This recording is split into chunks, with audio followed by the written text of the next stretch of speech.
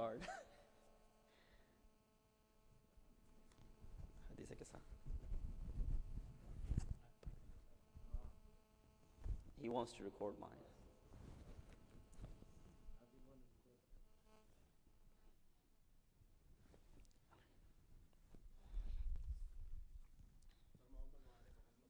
اللهم صل على محمد وآل محمد. اللهم صل على محمد وآل محمد. اللهم صل على محمد وآل محمد. اللهم صل على محمد وآل محمد. بسم الله الرحمن الرحيم. عن فاطمة الزهراء عليها السلام بنت رسول الله قال: سمعت فاطمة أنها قالت: دخل علي أبي رسول الله في بعض الأيام فقال: السلام عليك يا فاطمة. فقلت: عليك السلام. قال: إني أجد في بدني ضعفا. فقلت له: أعيذك بالله يا أبتاه من الضعف. فقال: يا فاطمة ائتيني بالكساء اليماني فغطيني به. فأتيته بالكساء اليماني فغطيته به وصرت أنظر إليه وإذا وجهه يتلألأ كأنه البدر في ليلة تمامه وكماله. فما كانت إلا ساعة وإذا بولدي الحسن قد أقبل وقال: السلام عليك يا أماه. فقلت: وعليك السلام يا قرة عيني وثمرة فؤادي. فقال: يا أماه إني أشم عندك رائحة طيبة كأنها رائحة جدي رسول الله. فقلت: نعم، إن جدك تحت الكساء. فأقبل الحسن نحو الكساء وقال: السلام عليك يا جداه. يا رسول الله أتأذن لي أن أدخل معك تحت الكساء؟ قال: وعليك السلام يا ولدي ويا صاحب حوضي، قد أذنت لك. فدخل معه تحت الكساء. فما كانت إلا ساعة وإذا بولدي الحسين قد أقبل وقال: السلام عليك يا أماه. فقلت: وعليك السلام يا ولدي ويا قرة عيني وثمرة فؤادي. فقال لي: يا أماه إني أشم عندك رائحة طيبة كأنها رائحة جدي رسول الله. فقلت: نعم، إن جدك وأخاك تحت الكساء. فدنا الحسين نحو الكساء وقال: السلام عليك يا جداه. السلام عليك يا من اختاره الله. أتأذن لي أن أدخل معكما تحت الكساء؟ فقال: وعليك السلام يا ولدي ويا شافع أمتي، قد أذنت لك. فدخل معهما تحت الكساء. فأقبل عند ذلك أبو الحسن علي بن أبي طالب وقال: السلام عليك يا بنت رسول الله. فقلت: وعليك السلام يا أبا الحسن ويا أمير المؤمنين. فقال: يا فاطمة إني أشم عندك رائحة طيبة كأنها رائحة أخي وابن عمي رسول الله. فقلت: نعم، ها هو مع ولديك تحت الكساء. فأقبل علي نحو الكساء وقال: السلام عليك يا رسول الله. أتأذن لي أن أكون معكم تحت الكساء؟ قال له: وعليك السلام يا أخي ويا وسيي وخليفتي وصاحب لوائي، قد أذنت لك. فدخل علي تحت الكساء. ثم أتيت نحو الكساء وقلت: السلام عليك يا أبتاه. يا رسول الله أتأذن لي أن أكون معكم تحت الكساء؟ قال: وعليك السلام يا بنتي ويا بضعتي، قد آذنت لك فدخلت تحت الكساء. فلما اكتملن جميعا تحت الكساء أخذ أبي رسول الله بطرف الكساء وأومأ بيده اليمنى إلى السماء وقال: اللهم إن هؤلاء أهل بيتي خاصتي وحامتي، لحمهم لحمي ودمهم دمي، يؤلمني ما يؤلمهم ويحزنني ما يحزنهم. أنا حرب لمن حاربهم وسلم لمن سالمهم وعدو لمن عاداهم ومحب لمن أحبهم. إنهم مني وأنا منهم، فاجعل صلواتك وبركاتك ورحمتك وغفرانك ورضوانك علي وعليهم، وأذهب عنهم الرجس وطهرهم تطهيرا. فقال الله عز وجل: يا ملائكتي ويا سكان سماواتي، إني ما خلقت سماء مبنية ولا أرضا مضحية ولا قمرا منيرا ولا شمسا مضيئة ولا فلكا يدور ولا بحرا يجري ولا فلكا يسري إلا في محبة هؤلاء الخمسة الذين هم تحت الكساء. فقال الأمين جبرائيل: يا رب ومن تحت الكساء؟ فقال عز وجل: هم أهل بيت النبوة ومعدن الرسالة، هم فاطمة وأبوها وبعلها وبنوها. فقال جبرائيل: يا رب أتأذن لي أن أهبط إلى الأرض لأكون معهم سادسا؟ فقال الله: نعم، قد أذنت لك. فهبط الأمين جبرائيل وقال: السلام عليك يا رسول الله. العلي الأعلى يقرئك السلام ويخصك بالتحية والإكرام ويقول لك: وعزتي وجلالي إني ما خلقت سماء مبنية ولا أرضا مضحية ولا قمرا منيرا ولا شمسا مضيئة ولا فلكا يدور ولا بحرا يجري ولا فلكا يسري إلا لأجلكم ومحبتكم، وقد أذن لي أن أدخل معكم، فهل تأذن لي يا رسول الله؟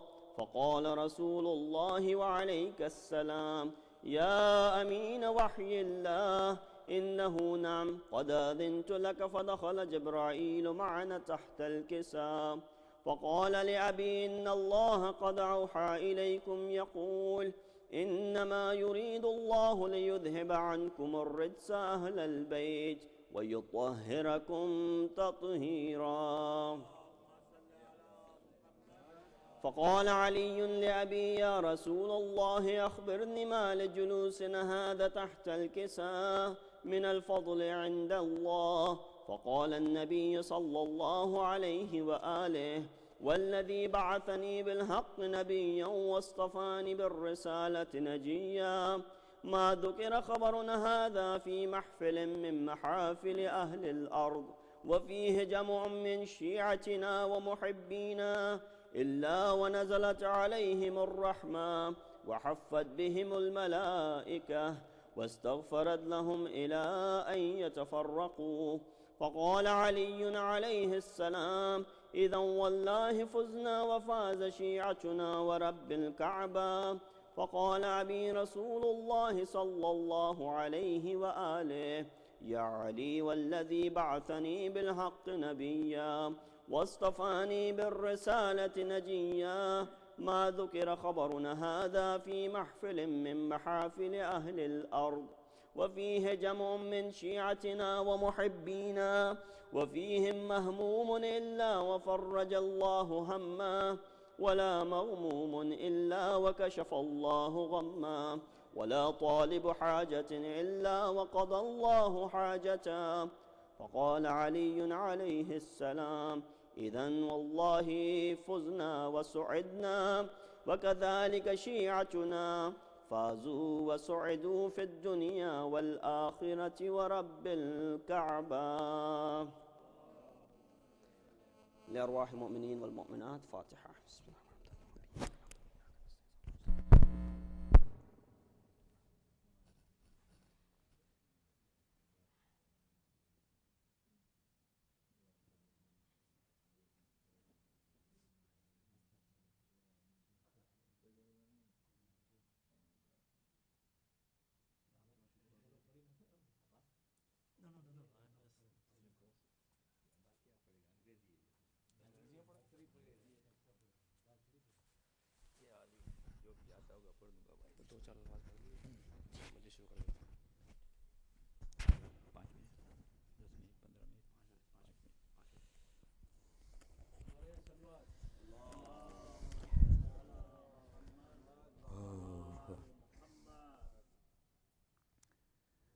رویا کیا جو پیاس سے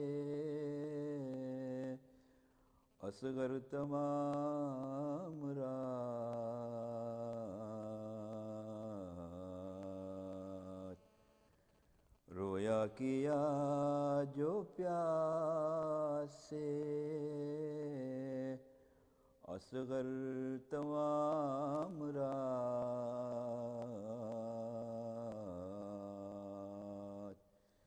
تھا خیمہ حسین میں محشر تمام رات، رویا کیا جو پیاس سے،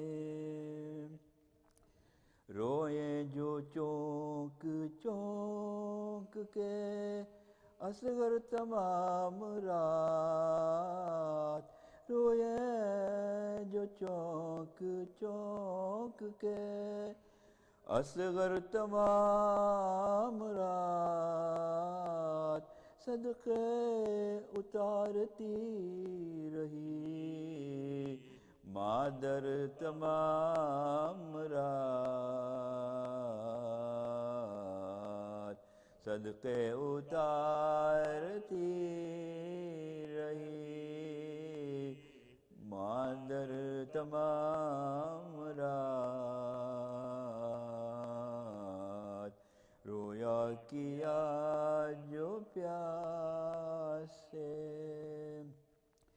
کہتی تھی بانو داشت عجب ہولناک ہے، کہتی تھی بانو داشت عجب ہولناک ہے، ڈر ڈر گیا ہے خواب میں اصغر تمام رات، ڈر ڈر گیا ہے خواب میں اصغر تمام رات، رویا کیا جو پیاس سے، سونا تھا کل جو گود میں تربت کی چین سے، سونا تھا کل جو گود میں تربت کی چین سے، سوئے نہ ماں کی گود میں اصغر تمام رات، سوئے نہ ماں کی گود میں اصغر تمام رات، رویا کیا جو پیاس سے،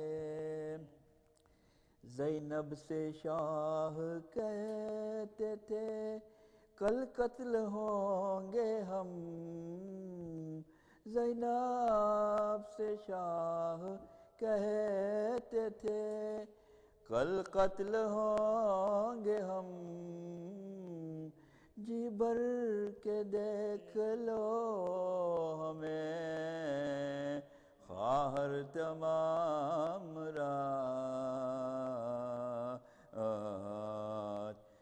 بھر کے دیکھ لو ہمیں خواہر تمام رات رویا کیا جو پیاس سے رو رو سکینہ کہتی تھی بابا کی خیر ہو رو رو سکینہ کہتی تھی بابا کی خیر ہو میں دیکھتی ہوں خواب میں خنجر تمام رات میں دیکھتی ہوں خواب میں خنجر تمام رات رویا کیا جو پیاس سے صلوات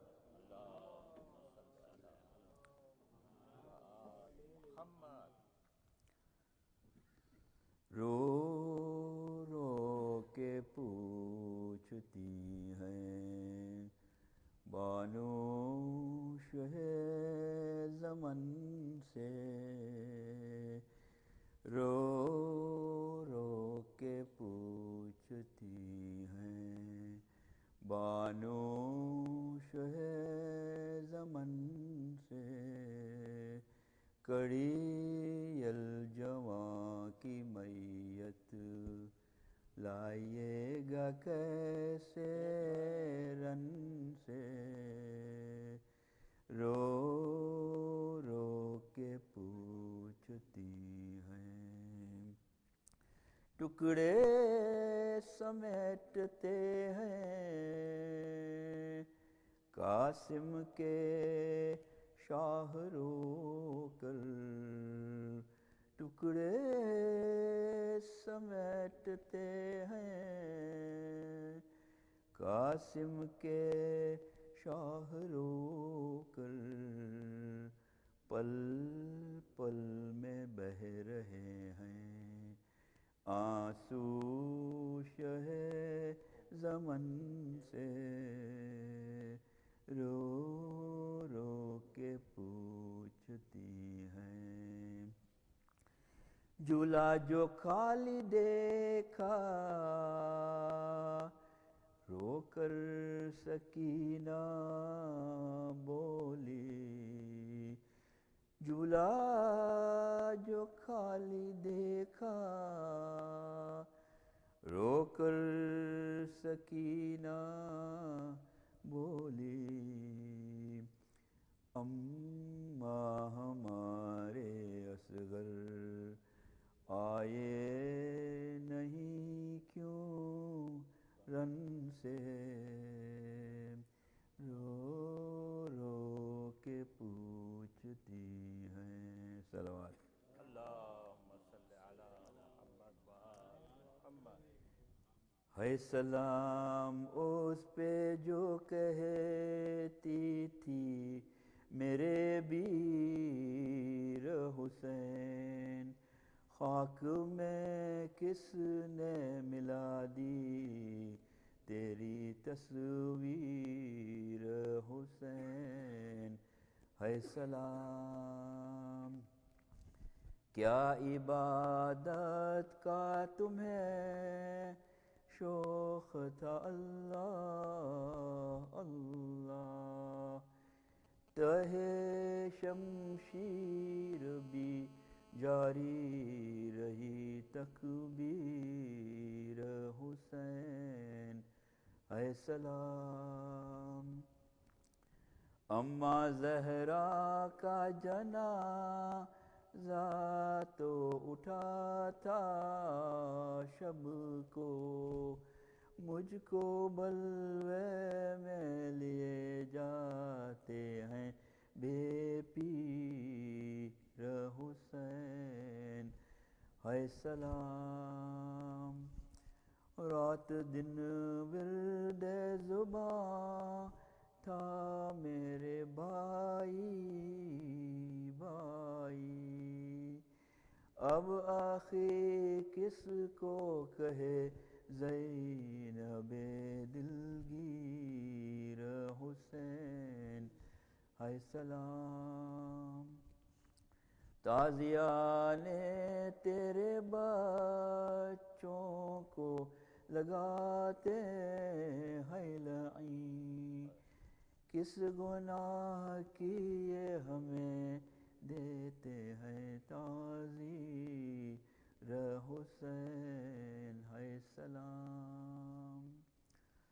حشر تک روئیں گی سب خلق خدا تیرے لیے، کیا تیرے غم کی ہے اللہ رے تاثیر حسین ہے سلام. صلوات. محمد و آل محمد. لاش پہ سکینہ یہی کہتی ہوئی آئی، ہے میرے اموں پانی کے لیے تم نے اذیت یہ اٹھائی، ہے میرے اموں پانی کے لیے، ہائے تمہیں جان سے مارا، دریا کے کنارے کچھ ساقیے کوثر سے انہیں شرم نہ آئی، ہے میرے اموں بازو بھی ہوئے دونوں جدا کٹ کے بدن سے، تن ہو گیا ٹکڑے یہ کیسی تیری شکل لعینوں نے بنائی، ہے میرے اموں اب کون اٹھائے گا علم بابا کا میرے، اس دشت بلا میں اب ان کو نہ بائی ہے نہ کوئی ہے علمدار، ہے میرے اموں لاش پہ سکینہ یہی کہتی ہوئی آئی، ہے میرے اموں. صلوات.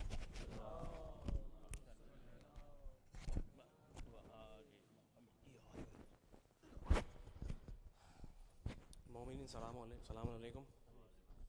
Tonight we start a three majalis series starting tonight till Wednesday with Maulana Rizwan Rizvi addressing Mu'minin and Mu'minat.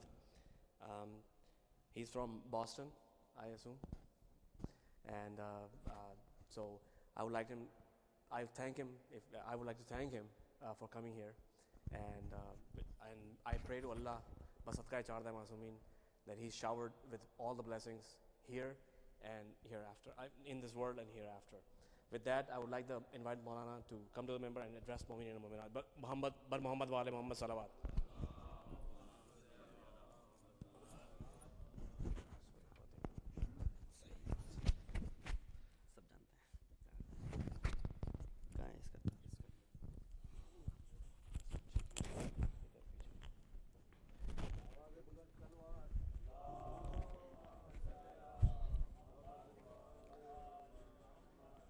رحم الله على من قرأ الفاتحة.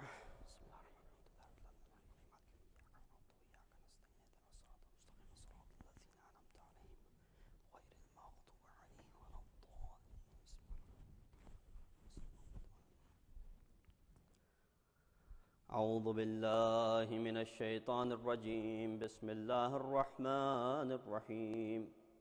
الحمد لله الذي قصرت عن رؤيته أبصار الناظرين وعجزت عن نعته أوهام الواصفين. الحمد لله رب العالمين. الصلاة والسلام على أشرف الأنبياء والمرسلين خاتم النبيين أبي القاسم محمد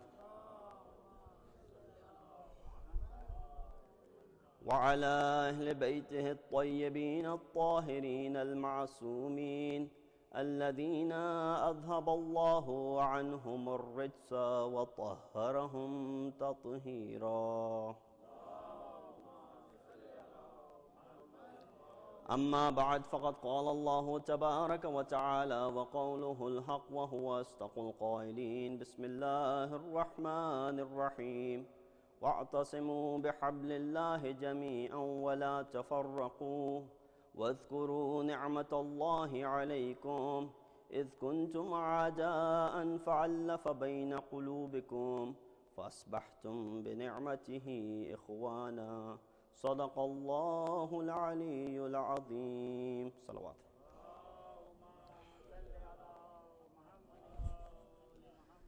Dear brothers and sisters, Assalamu alaikum wa rahmatullahi wa barakatuh.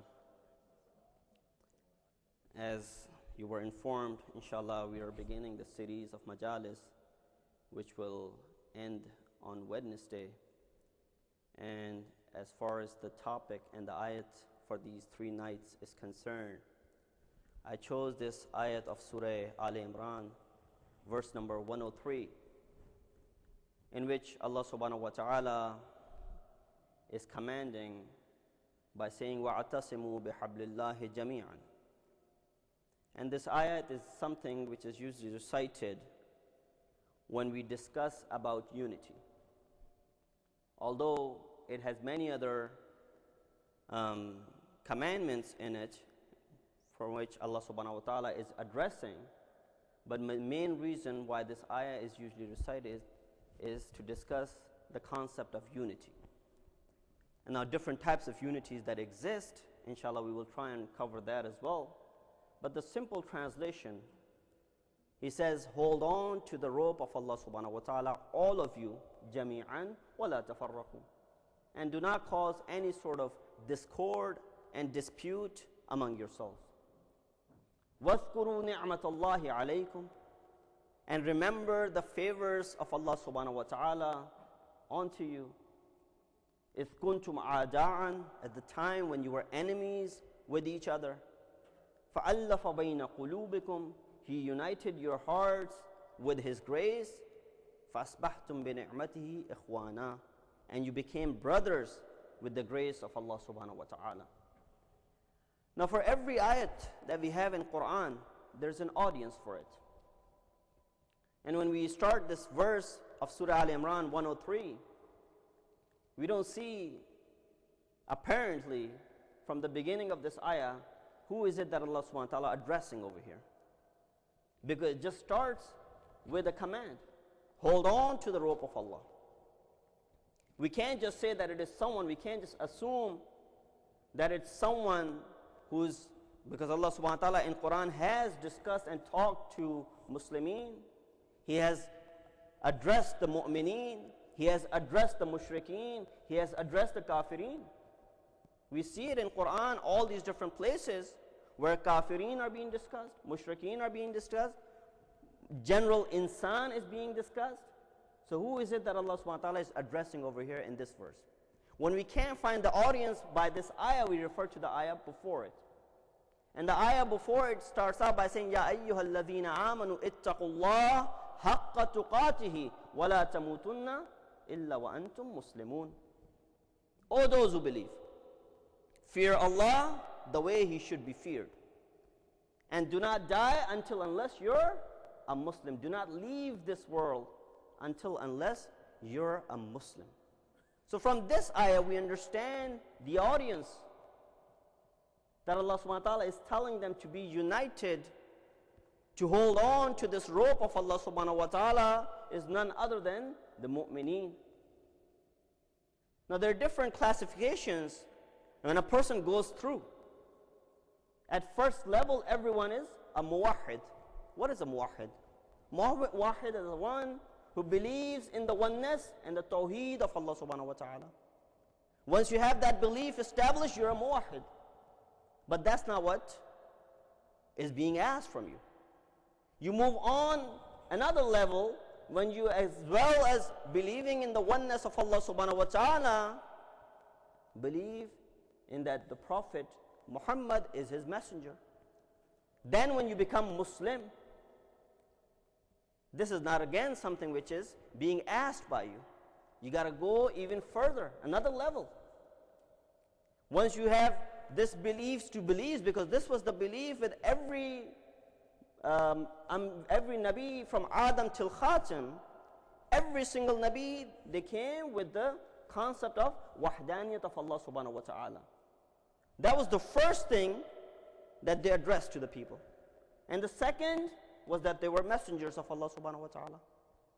So this is not where Islam wants us to be standing at. We got to go beyond even being a Muslim. He said you go another level. Once you have brought belief in Allah and His Prophet, and you start acting onto the ahkam al-shar'iyyah, and you believe in the wilayat of Amir al-Mu'mineen Ali ibn Abi Talib alayhi salatu wasalam, now you're considered a mu'min. But is this what our destination is? He said no. It goes even beyond that. You got to go another level, top of this level. And what is that level? That is the level of taqwa. To become muttaqi. He said, Ya ayyuhalladhina amanu ittaqullaha haqqa tuqatihi. Fear Allah the way He should be feared. Have the taqwa of Allah subhanahu wa ta'ala. Be muttaqi the way Allah subhanahu wa ta'ala wants you to be a muttaqi. And do not die or leave this world unless you're a Muslim. So we understand the audience of this ayah. وَأَتَصِمُوا بِحَبْلِ اللَّهِ جَمِيعًا. Hold on to the rope of Allah subhanahu wa ta'ala is mu'min. That Allah subhanahu wa ta'ala is addressing us as mu'mineen. Now whenever someone mentions a person's name, like once a child, we had a discussion and he said something, I said, inshallah, I'll mention that from the member. That child said, when you mention that from the member, mention my name as well. Why? Because when my peers will know that I was the one who said that, I will feel good among my peers. This is good when it's only at the age when the child is young. But this is something which exists even in the grown-ups. You and I are in the same category. We have the same desires as well. Lest someone from higher status mentions our name. Whether it be materialistic, whether it be ma'nawi or maddi, still we get a kick out of it if someone mentioned our name from the member, if a president mentioned our name in his speech, if an ayatollah mentioned our name when he was referring to, we would feel good about it, that we are worth mentioning over there.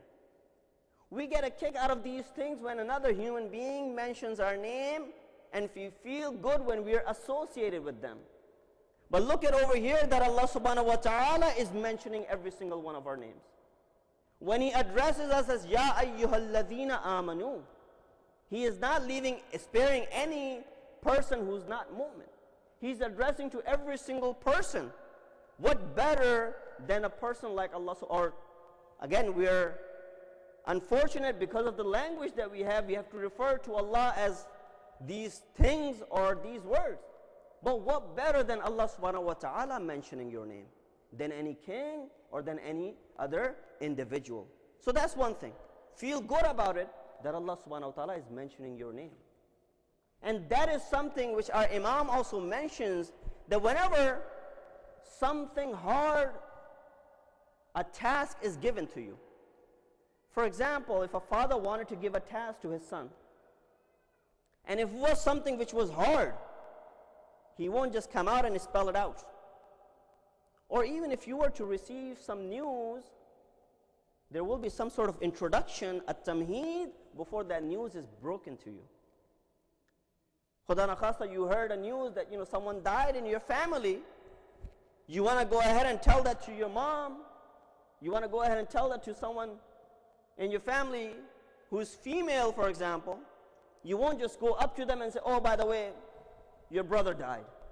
Oh, by the way, your father passed away. No. You will build up to that. You will make them sit down first. Have them take a deep breath. When they're in their complete conscience, when they're settled, then you will break this news to them. Why are you doing all this? Because this news will hit them if you were to break this news to them without any sort of tamheed. So any hard task as well is the same way. Allah subhanahu wa ta'ala orders us to pray. Praying is not an easy thing to do. He orders us to fast. Fasting is probably one of the hardest of the wajibat. So Allah does not just come out breaking the news saying, okay, from now on you start fasting. Imam alayhi salatu wasalam says, لَذَّةٌ مَا فِي النِّدَاءِ أَزَالَ تَعَبَ الْعِبَادَةِ وَالْعِنَاءِ. He said the way Allah subhanahu wa ta'ala calls upon us, when He's calling upon us to perform this fast by saying, Ya ayyuhal ladhina amanu kutiba alaykumus siyamu. When He builds up this introduction and this tamheed by saying, oh, those who believe, Imam said the lazzat that you find in this call by Allah subhanahu wa ta'ala relieves the pain and the hardship of the ibadah. That's why Allah subhanahu wa ta'ala, when He discusses, He also builds up. So you and I are the same way. When we talk to someone, Allah subhanahu wa ta'ala is doing the same exact thing.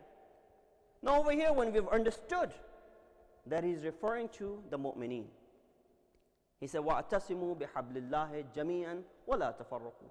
Hold on to the rope of Allah subhanahu wa ta'ala and do not cause any sort of dispute and discord among yourself.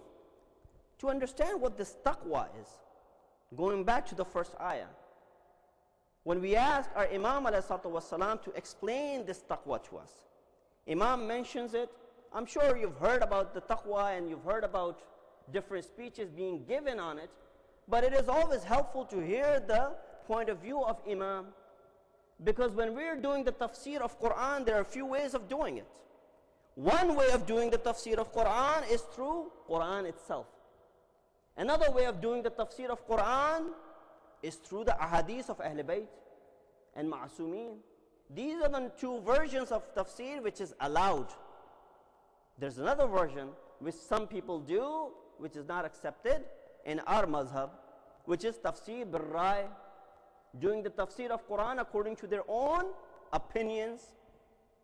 And that is why our sixth Imam, Imam Jafar Sadiq alayhi salatu wasalam, has said, Man fassara al-Qur'ana bi-ra'yihi fal-yatabawwa'u maq'adahu fin-nar. Whoever performs the tafsir of Quran according to their own opinions, Allah subhanahu wa ta'ala, their final resting abode will be the hellfire. That is how hard it is.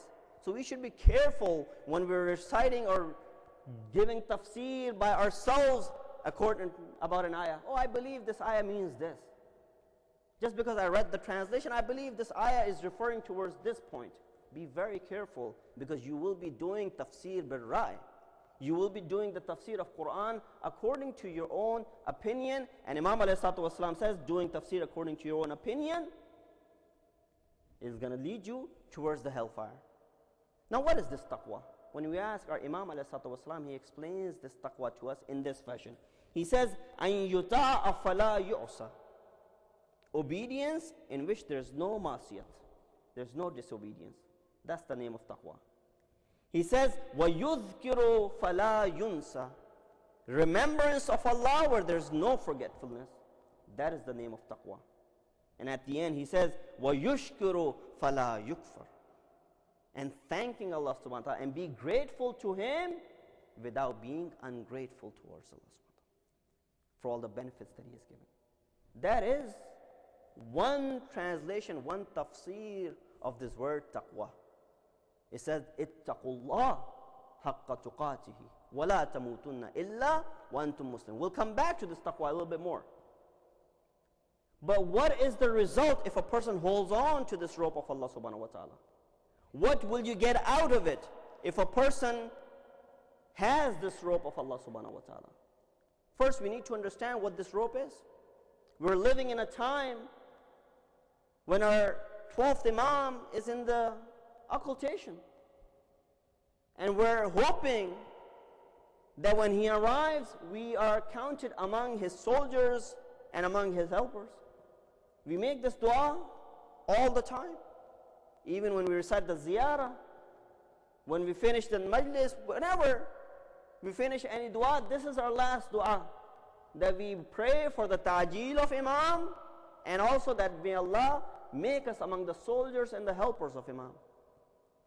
Now, keeping that task in our mind, as I was also told to talk about this topic as well a little bit, inshallah we'll discuss that in the nights to come. It's just the tamheed today to walk you into this ayat and as to just get familiar with this ayat.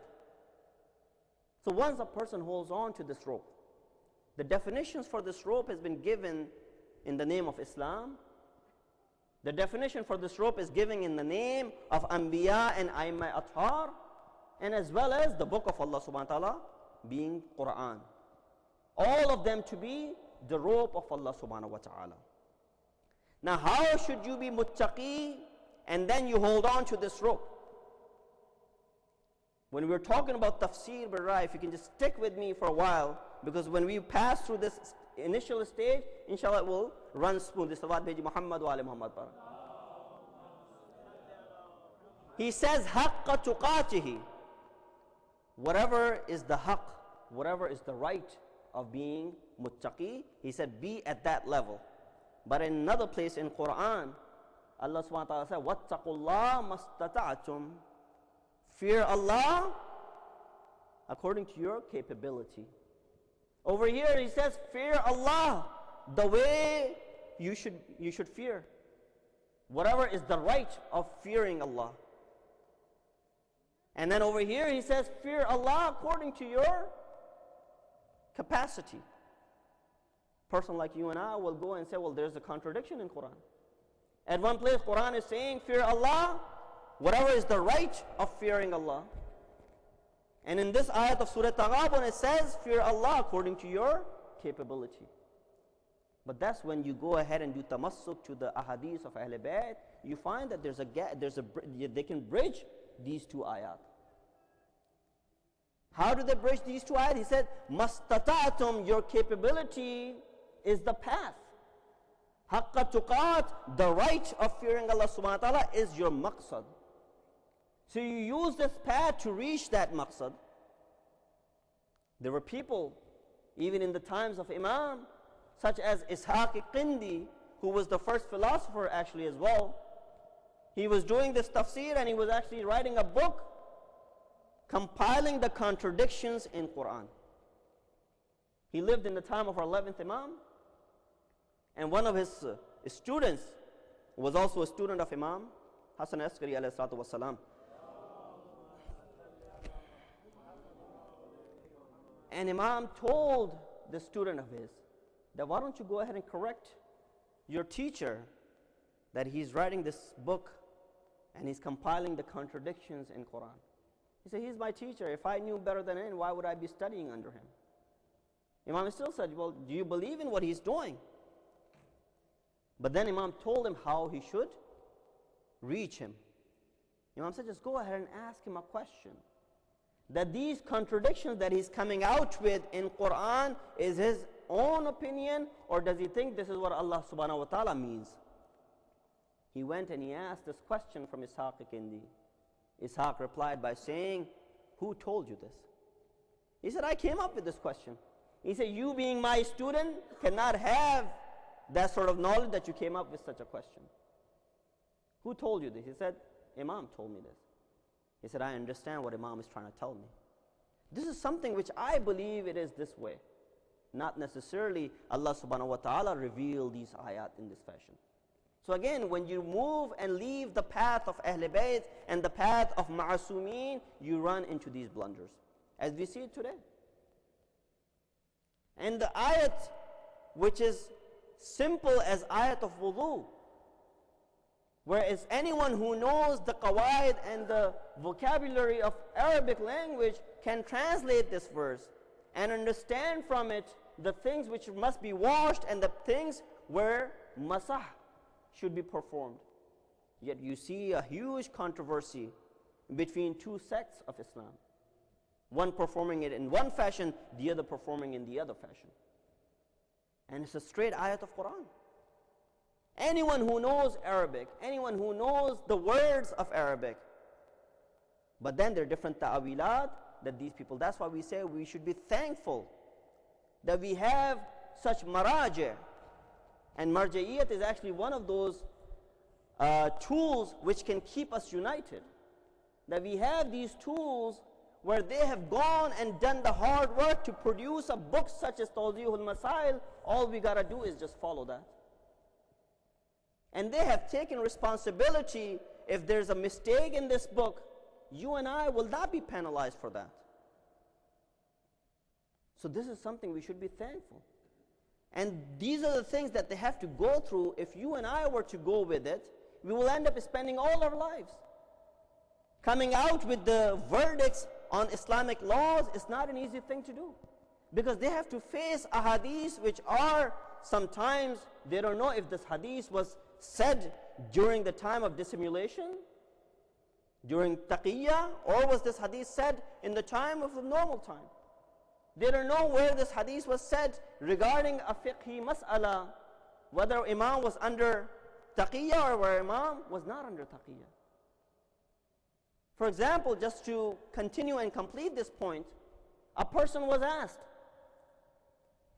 by the leader or the hukumran of one of the powers as to who was the best person after Prophet. Who was afdalun nas after Prophet? And now this was something still is controversial. As far as us Shias are concerned, we don't have any problem in saying what we believe. But at that time, you know, if you say something, your head will be chopped off. Those were not easy times. What does the person reply by saying that he does not? At that time, you're supposed to actually go ahead and save your life. Even if you say something under taqiyya, you're okay to go ahead and say something else. You can hide your faith. Today, there's no point of doing taqiyya. There's no situation of taqiyya. Back then, there was.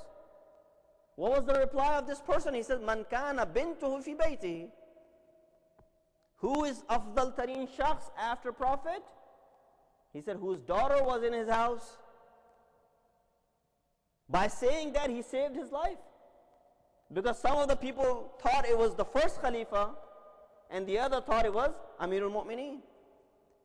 Man kana bintuhu fi baytihi, that means the daughter whose daughter was in his house, it could be Amirul Mu'mineen because Prophet's daughter was in his house. Man kana bintuhu fi baytihi could be the first Khalifa because his daughter was in the house of the Prophet. But we have these sort of ahadith that our maraji have to deal with in order, this is just something which is pertaining to history.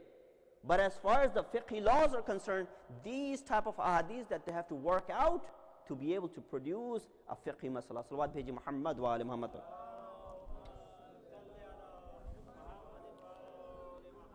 Going back to the tafsir of taqwa,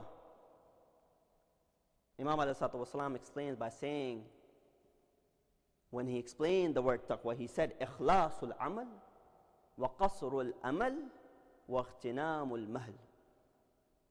This is again something which we don't pay attention towards when we're reciting Quran, when we're reciting du'as. If you do not pay attention towards it, by not pronouncing something correctly, you will change the meaning drastically.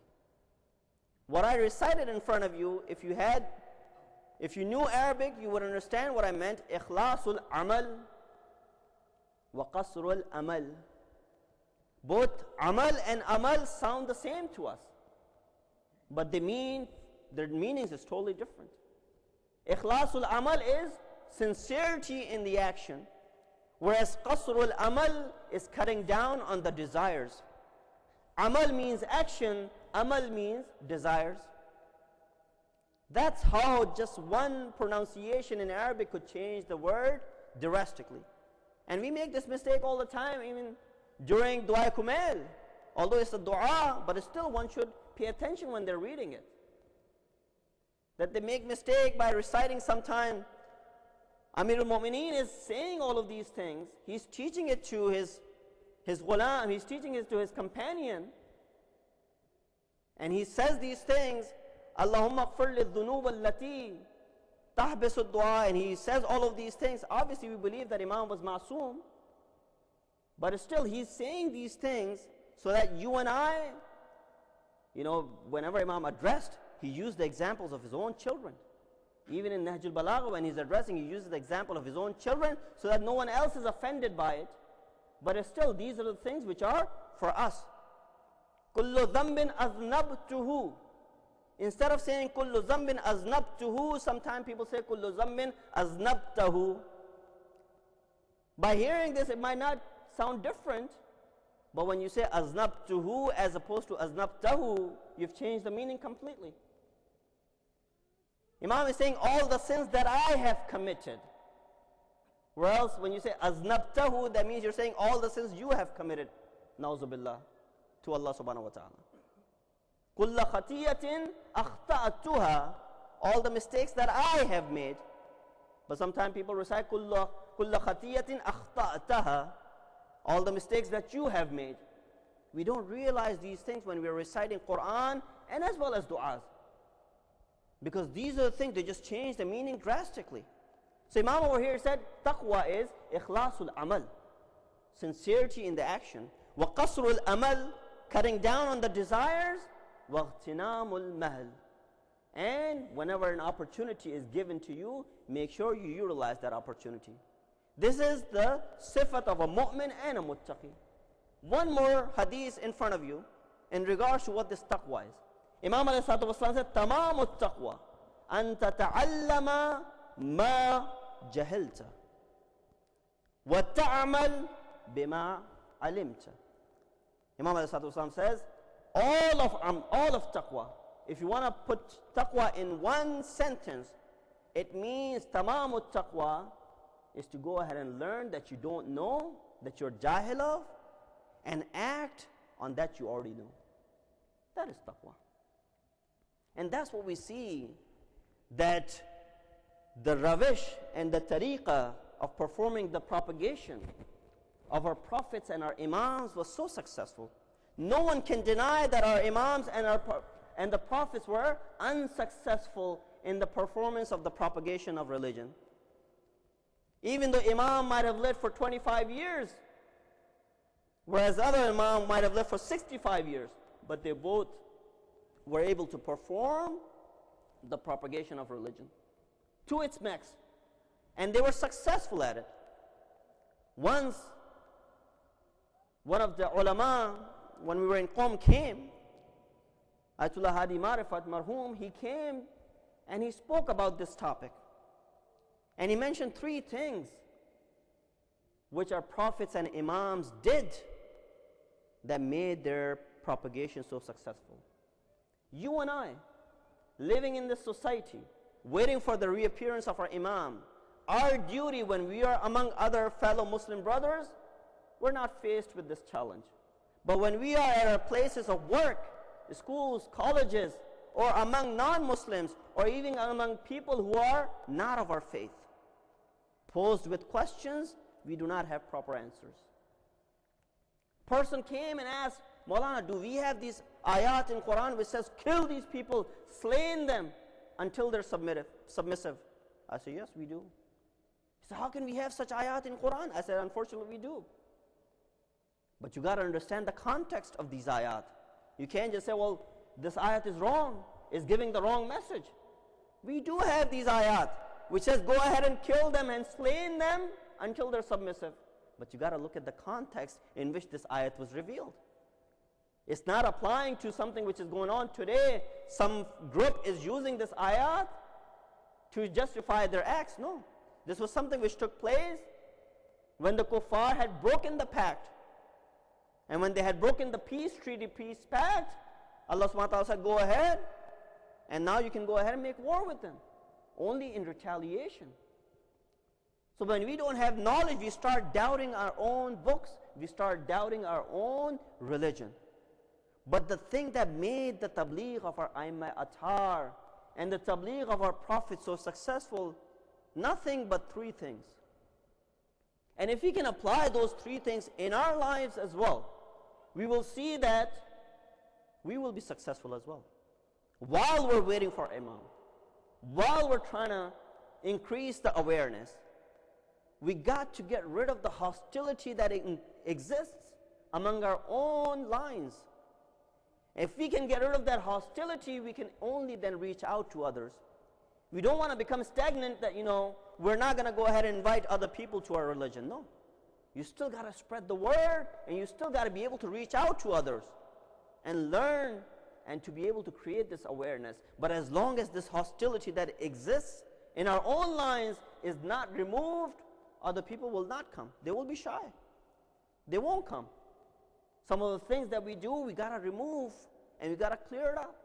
But if we can follow this step that Imam is given to us, these three things, if we can apply in our lives, at a personal level it will change our lives, and as well as the community level, it will definitely make a difference. Salawat bheji Muhammad wa ali Muhammad par. What is the first thing? Now that I have built up to these three steps, it's nothing new. You've heard it many times, it's just that we might not have looked at it from this perspective. First is Iman. Our prophets and our Imams had Iman Kamil when they were propagating. Salawat bheji Muhammad wa ali.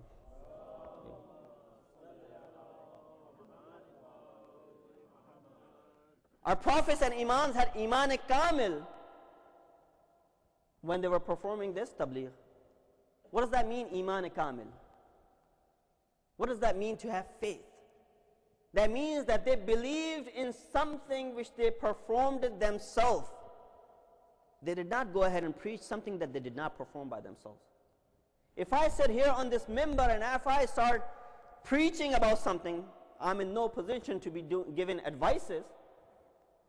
All of you over here, mashallah, are seniors, and among the presence of ulama, I'm in no position to give advice.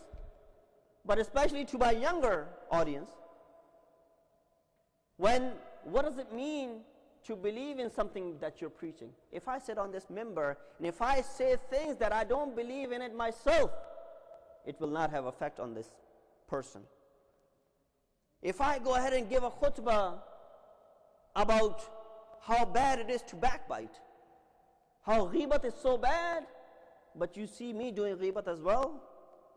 If I go ahead and give a khutbah as to how smoking is bad, for example, and I'm not trying to offend those who are smokers, but still you wouldn't want your kids growing up smoking and stuff like that. So if I go ahead and give a khutbah about it, but yet you see me smoking outside, it will not have any effect on it, because the thing will not it will not have any weight in what I'm saying.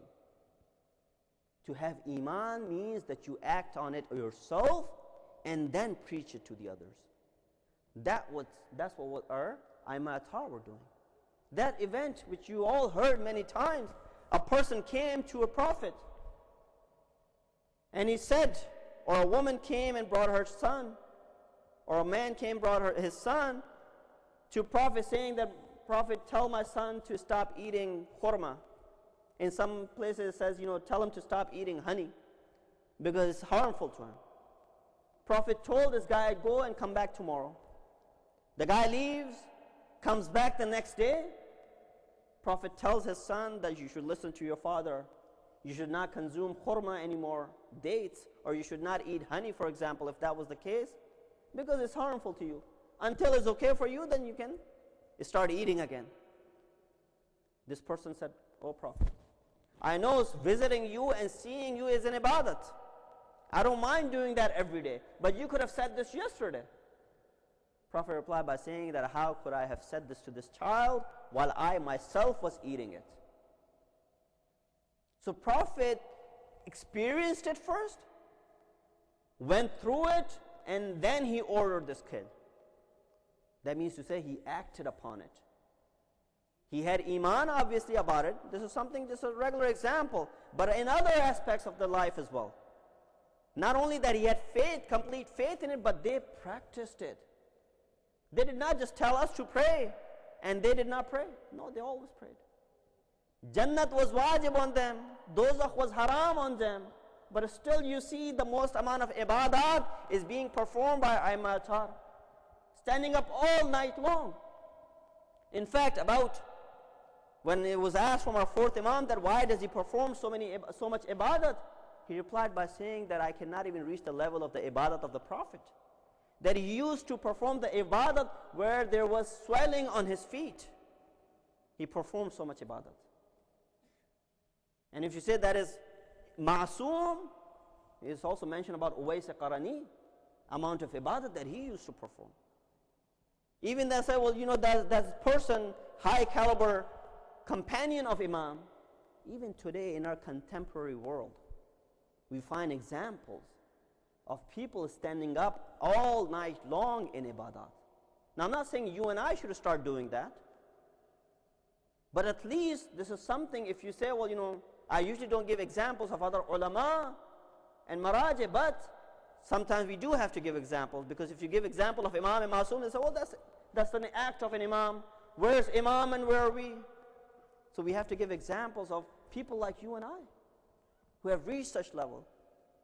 Person by the name Abul Hasan Isfahani, who lived in Mashhad some years ago.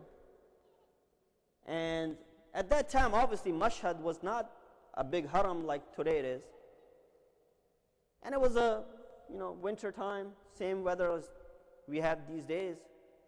Mutawalli of the haram, who had the duties to open and close the haram, was about to go ahead and leave the haram and close it.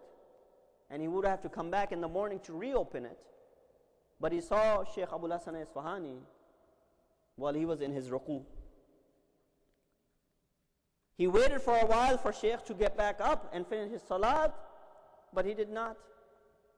So, well, Shaykh is someone we all know of, so I'll just leave him and hopefully he'll find out and he'll lock on his way out. Because he was praying out in the court, in the sahan, he brought some fire so that it will keep him warm, because it was a cold night. Thinking that Shaykh will lock, he left. Went to sleep because he had to come back early in the morning to reopen the haram. When he gets up in the morning to come back, he sees the door of the haram is still open. He was at first surprised and he was disappointed that Shaykh did not lock it on his way out. But when he went inside, it had snowed that night. He went inside and he saw that Shaykh was still in the form of ruku. It had snowed that night and there were some inches of snow sitting on his back. He feared for the health of the Shaykh. But then when he called for azan, he saw Shaykh got up, finished his namaz, came and prayed. He was perfectly all right.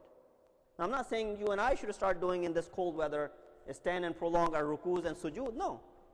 But this is something which is not just associated with Imam Masum. Even people in our contemporary times have been able to perform such lengthy ibadat. So they have done it themselves first and then they propagate it to others. Iman is the biggest thing.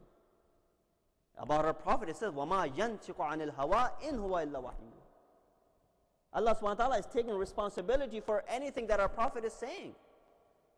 مَا رَمَيْتَ إِذْ رَمَيْتَ وَلَكِنَّ اللَّهَ رَمَى. Prophet, you did not throw those pebbles. It was us throwing those pebbles.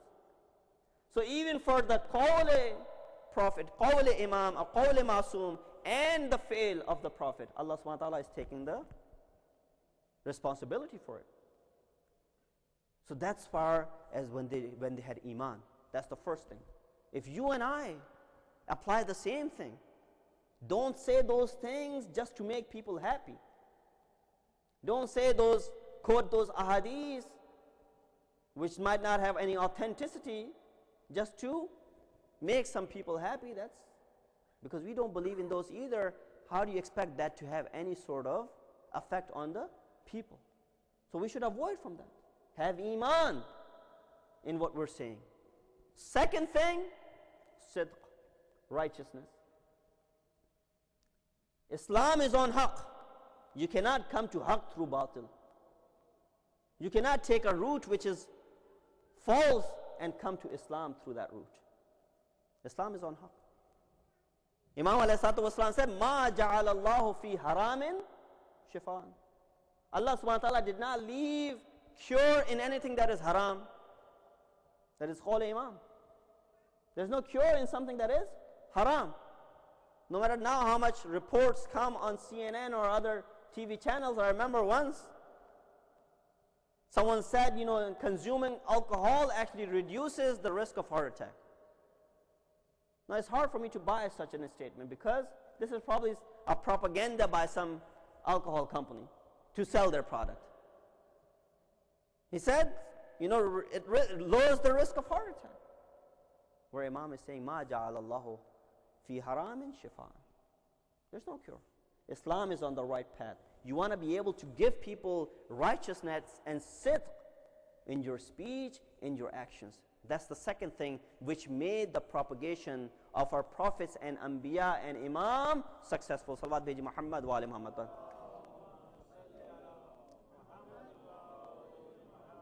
And the third thing is ikhlas. Be sincere whenever you perform something. Don't perform an action just to show off to others. Be sincere. Why were our prophets and imams preaching? To show off to others? No. It was khulus and sincerity in their act. And you and I, when we are doing something, it should also have sincerity in it. It should also have ikhlas in it. These are the three simple steps. Ayatollah Hadi Marifat, when he came and he mentioned these three steps, that this was the ravish and the tariqah of our prophets and our imams. Salawat biji Muhammad wa ali Muhammad.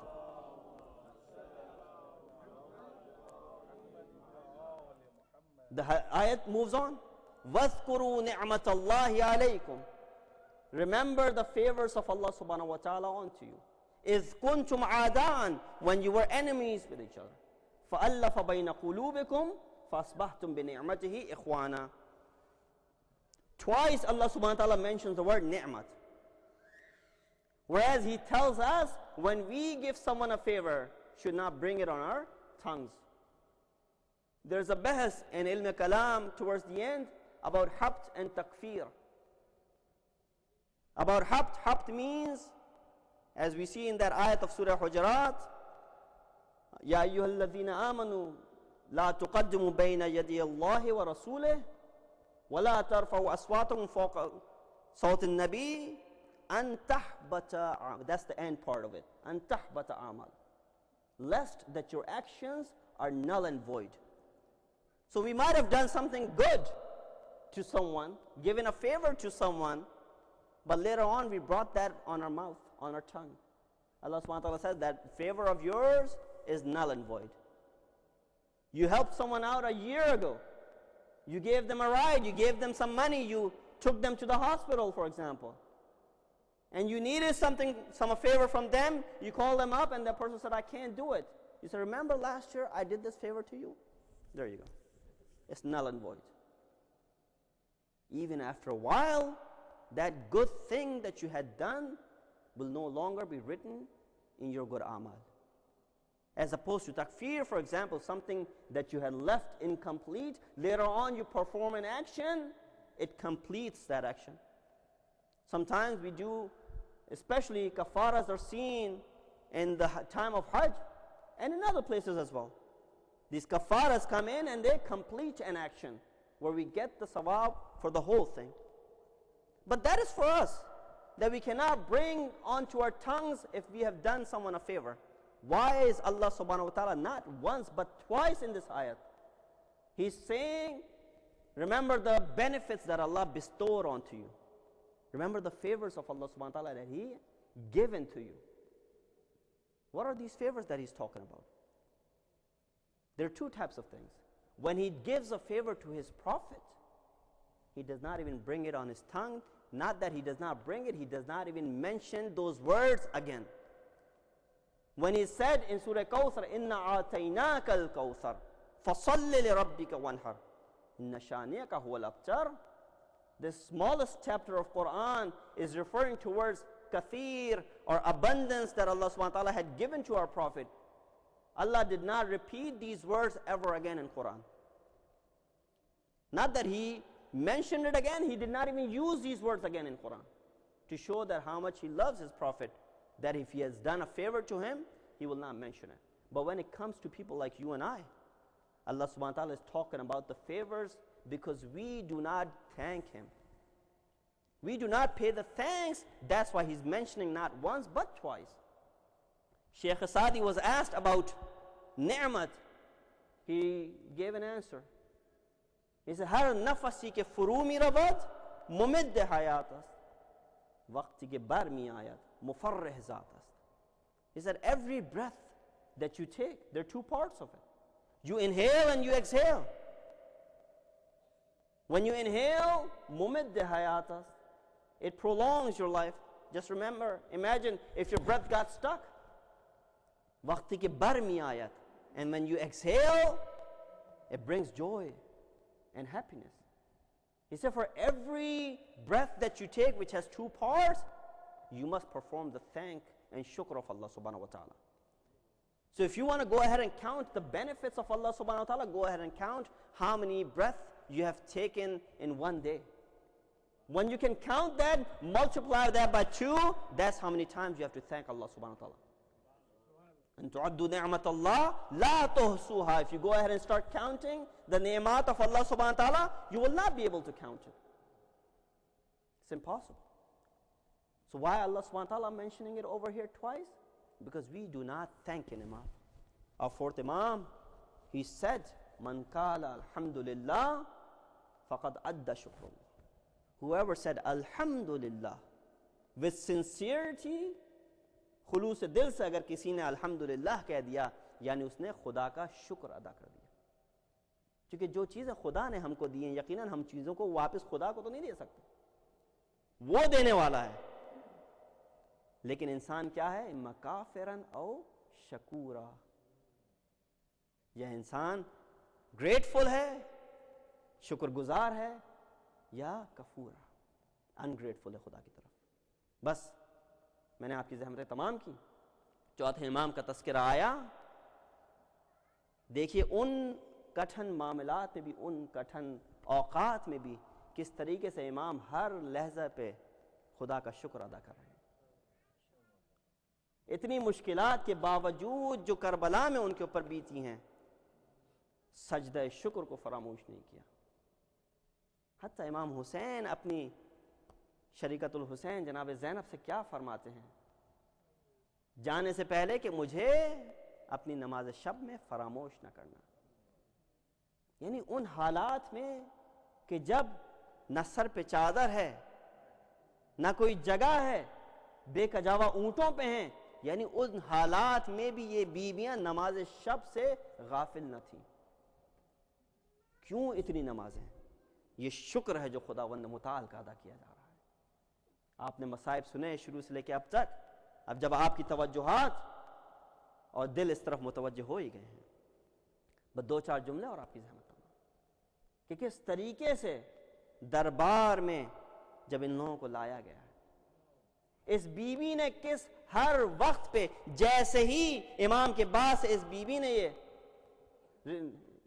یہ responsibility, یہ ذمہ داری اپنے ہاتھ میں لی تھی, کس طریقے سے بعد میں انہوں نے ہر وقت, حتیٰ امامت کے اوپر بھی کوئی حربہ آیا ہے تو اس کو اپنے سینے پہ لیا.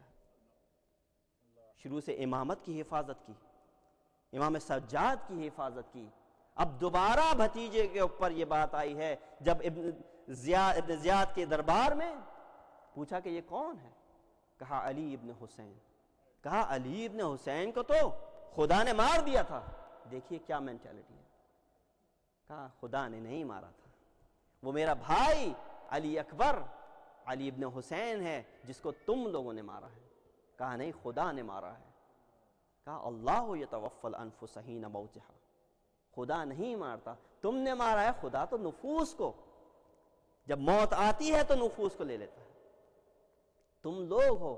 یہ مینٹیلٹی تھی اس زمانے کے لوگوں کی کہ خدا نے مار دیا, یہ تو ہونے والی چیز تھی, کوئی بھی کر سکتا تھا, کسی نے کرنی تھی تو ہو گئی. قضاء و قدر کو بیچ میں لاتے ہیں. بس یہ وہ موقع آیا, اس وقت بھی یہ بی بی کھڑی ہوتی ہے.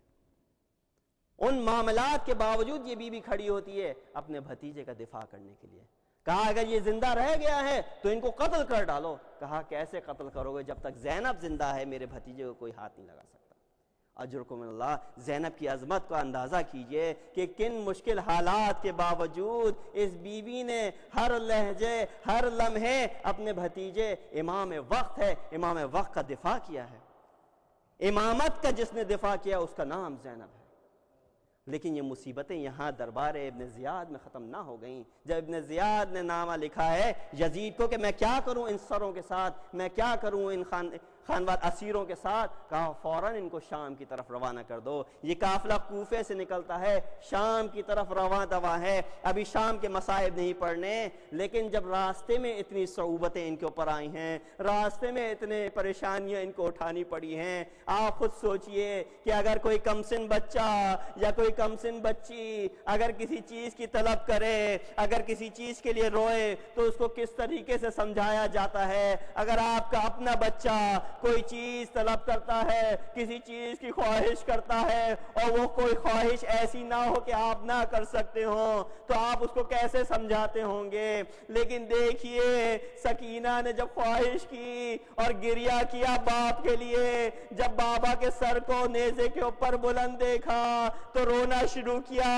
ننھی بچی ہے، بابا کے سر کو کیسے برداشت کرے، نیزے کے اوپر بلند ہے، گریہ کرنا شروع کیا. اب گریہ کرنے والی یتیمہ کو دنیا کیسے ہینڈل کرتی ہے، کس طریقے سے ان کو چپ کراتی ہے، ان کو پیار سے شفقت سے خاموش کرایا جاتا. لیکن دیکھیے سکینہ کی بے بسی، سکینہ کی مجبوری کہ ادھر سے جواب آتا ہے اسکت ہی، خاموش ہو جاؤ یا بنت الخوارج یا بنت الخارجی، اے خارجی کی بیٹی چپ کر جاؤ. سکینہ نے ایک دفعہ بابا کی طرف رخ کیا ہوگا، کہا ہوگا بابا ہم تو اہل بیت کے گھرانے سے تعلق رکھتے ہیں، ہم کو خارجی کہا جا رہا ہے.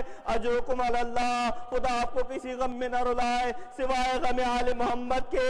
اس بچی کو چپ کرانے کا اس لعین کے پاس کوئی راستہ نہیں تھا سوائے تماچوں کے، سوائے تازیانوں کے. روایت میں ملتا ہے کہ ایسے تازیانہ لگایا یا ایسے تماچا لگایا کہ یہ بچی بے ہوش ہو کے گر گئی زمین پہ.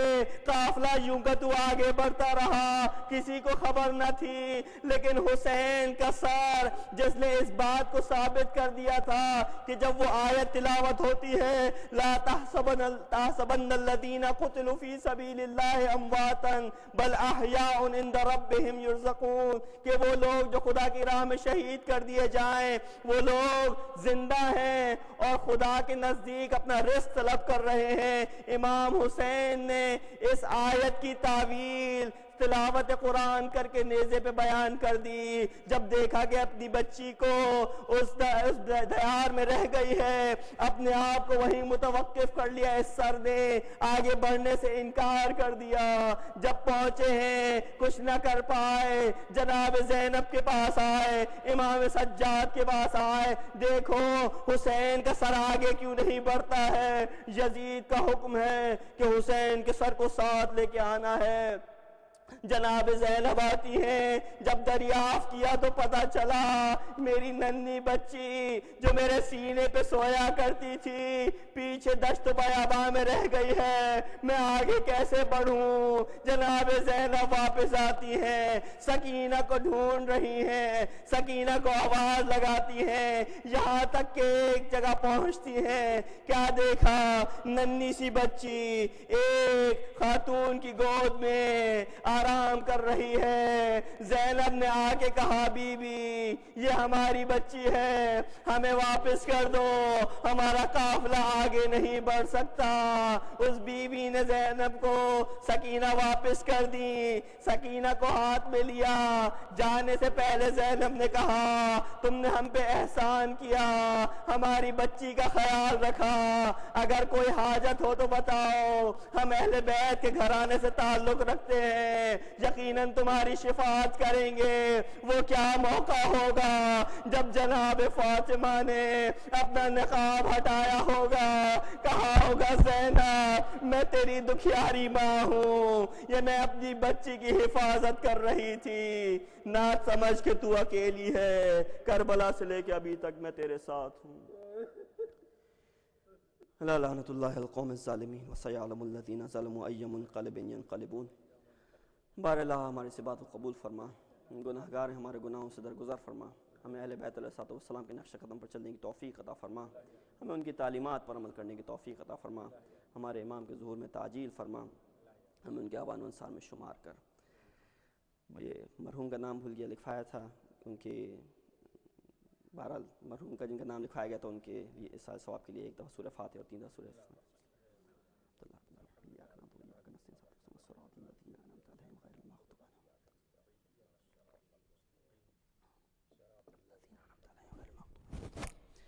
ماتم حسین۔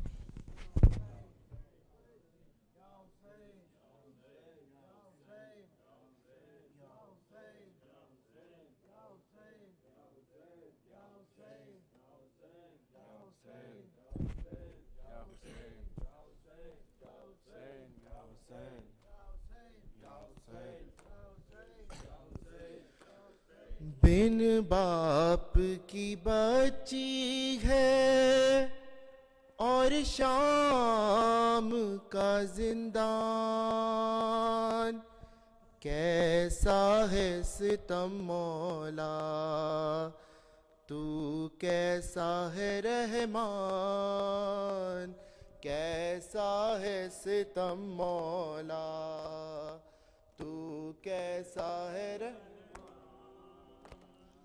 کیسا ہے ستم مولا تو کیسا ہے،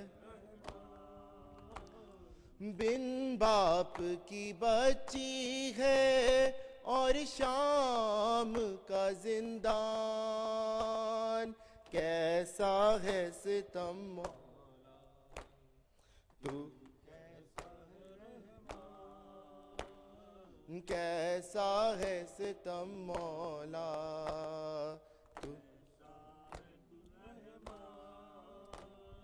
کیسا ہے ستم مولا تو کیسا ہے، کیسا ہے ستم مولا تو کیسا، زندہ کا اندھیرا ہے اور یاس کا پہرا، اس یاس کے عالم میں عباس کا چہرہ یاد آتا ہے رہ رہ کر، وہ ہوتی ہے بے جان، کیسا ہے ستم مولا تو کیسا ہے رحمان، کیسا ہے ستم مولا کہتی تھی پھوپھی اماں کب ہوگی رہائی، کیا کوئی خبر میرے امو کی بھی آئی، لے جائیں گے زندہ سے کب مجھ کو چچا جان، کیسا ہے ستم مولا تو کیسا ہے رحمان،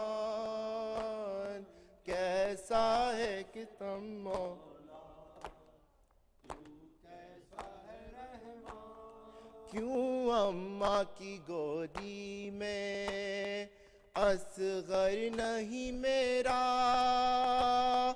کیا لوٹا گیا اماں معصوم کا جھولا، لا دو میرے بھیا کو مجھ پر کرو احسان، کیسا ہے ستم مولا تو کیسا ہے رحمان،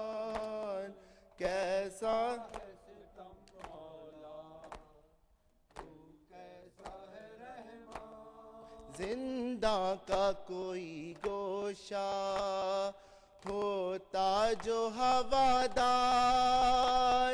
گھٹ گھٹ کے اندھیرے میں مرتی نہ وہ زنہار زندہ سے رہائی کا مر کر ہوا سامان کیسا ہے ستم مولا تو کیسا ہے کیسا ہے ستم مولا تو کیسا اب بھی در زندہ سے آتی ہیں صدائیں بابا مجھے زندہ کی اذیت سے بچائیں بچی کی صدا کیا ہے نوحہ تیرا ریحان کیسا ہے ستم مولا تو کیسا ہے رحمان کیسا ہے ستم مولا تو کیسا